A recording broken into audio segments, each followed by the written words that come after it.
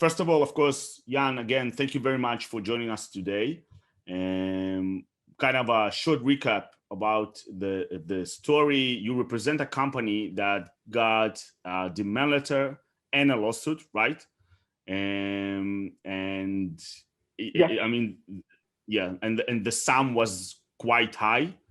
And although you found a solution for the company, The which is truth is, accessiBe, yeah. we actually don't, technically, we don't know what the sum is because they never, so just to, let me give you a little background about what I do. I have a strategy with ADA cases because I don't know how much you know about the actual law, but the law, you can't get damages. So what they make you do is they hope you're stupid enough to litigate the merits and they can get legal fees. So what you do is you lay down and say, I'm not fighting liability. Tell me what you want me to fix. They don't really care if you fix it or not. They don't care about the blind people or the sick people. They want money. And they never want to tell you what the dollar amount is. And you say, I won't talk money. They want you to talk money. You say, I won't talk money till you tell me what to fix. And if they don't do it, then you go to the court and say, Your Honor, they don't really want to help. They just want money. And it always works. It always works. Wow. That's insane. Yeah, that's insane. You never face them. You never let them litigate anything. You just say, tell me what you want to fix. I agree. Helping the disabled is the most important thing. Tell me what you want to fix. They don't care. They want the money. So that's what we did in this case too. And accessiBe helps because the difference is in physical cases, like entrance ways, right? Or the store size, I can approximately know what needs to be changed. But here they come up with technical mumbo jumbo. Well, Sheer was better at the tech than their guy was. And they basically sounded stupid in front of the judge. The guy brought up 3 examples in Moody's report, his expert's report. And Sheer brought up 3 things that said, no. The judge was like, well, it doesn't sound like you know what your case is. And they ended up settling for like much less than what they wanted. And I think it's also kind of amazing the fact that they kept on going. Like, although you had the solution already, and in a sense, the solution did what they claimed that the site doesn't provide, like accessibility. And you had a solution, and they still persist. Like, they still insist. Big point. And this is very good for you. I'll tell you what it is.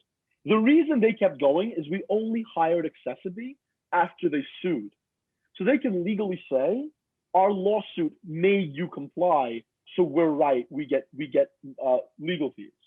But if your clients are smart, if they hire accessiBe before they get sued, then they may not have to do that.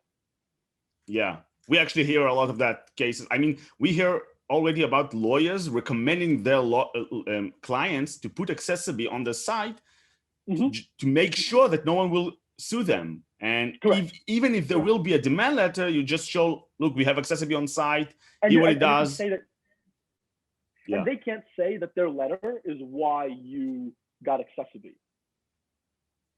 Yeah, no, that's crazy. They don't want to litigate. So even if they believe, even if they're not, the way they get money, I realized also is they make you pay for their expert. And they don't want to pay their expert out of pocket. So what you say is, I'm not paying for your expert. I think accessiBe is good enough.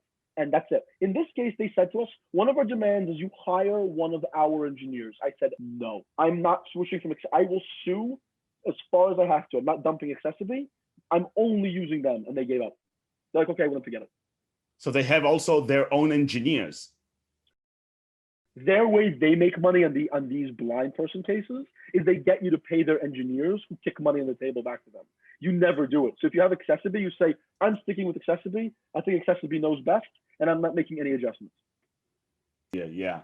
And again, we hear a lot of cases like that. Like, a lot of clients come to us and say, look, we got a demand letter. We have no idea what to do. And when they hear the price, when they hear the solution is so basically effortless. I mean, just the other night, we heard a call from a guy that said, I would gladly pay you this amount than paying it to some lawyer that's just trying to kind of get the money from me. And like, it's worth it. And of course, you're doing also something very good and important, which is making a website accessible. And the way that they lie, and I don't know how we use this, but like, they lie as if the widget is not good enough. I don't think there's any law saying your widget is not good enough and you have to rebuild from scratch. It isn't. That's not true. So that's the game. It's not like like, you just yeah. It's not only that, by the way, we have tons of people with disabilities saying that our solution, that accessiBe as a solution, finally provides them the ability to use websites unlike any other solution out there. So it's not just like if it's applicable to the law or not. Otherwise they It's just genuinely working. I mean, we have now a new chief of vision, which is a blind person. His name is Michael Hinkson. He's a very famous, by the way, author in the United States. And he joined us because he used the solution and he was amazed by how it makes the website operate for him and for his screen reader. And he said, I must take part in your vision of making the world accessible. So it's not just the legal thing, the legal part. It's also, of course, making the websites or the online world accessible to people with disabilities. Mm-hmm. So as a lawyer, the most important thing to think of is a few things. One, you need someone like accessiBe who's willing to provide the customer service and willing to be available on the call with the court, because these people come with a little bit of what sounds factual. And if you have someone on your team who knows what they're talking about, you will quickly make it obvious that that their case is no good. Second of all, you need someone you can trust because they will try to make you hire their own engineers at a steep price. You need someone who will not only provide you with the service, but will then follow up with it. That's what I'm very impressed by with accessiBe, with Sheer. He didn't just give the service and then send me to customer service support somewhere. He followed up and actually kept fighting for us. And that's a huge thing.